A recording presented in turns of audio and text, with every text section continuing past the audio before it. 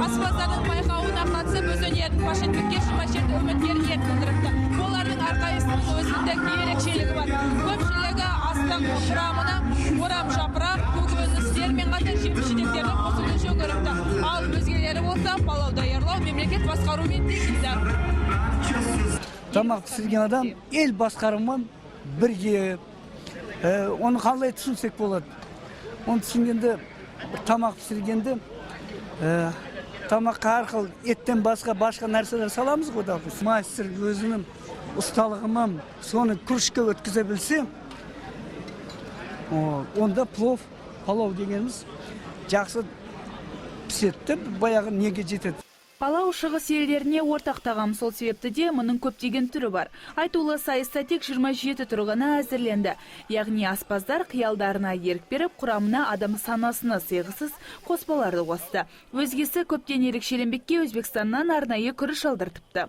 Бұл біздің Шымкент қаласына Өзбекстандан әкелген девзира күріш. Девзираның күріштің бұның сорты қара саш дейді. Бізде бұл жерде почти ешкімде жоқ бұндай күріш. Бұл Өзбекстанда специально бүгін неге жарысқа әкелдік осыны көрсетуге. Оның ішінде ет бар, жылқының еті бар, қойдың еті бар, қойдың құйрығы бар, айва дейді. Айва бар, чеснок бар. Сосын приправалар бар, сары сәбіз, қызыл сәбіз. Ал мейесі салатын білеміз, айва не үшін? Айвада дәм береді, өте дәм өзгеше болады оның. Жарысқа 15 жасар жасөспірімнен 60-тың асқарына шыққан ер азаматтар да қатысты. Олардың еңбегін бағалауға кез келген қала тұрғыны мүмкіндік алды. 7-ші рет палау даярлау бойынша байқауын өткізіп отыр.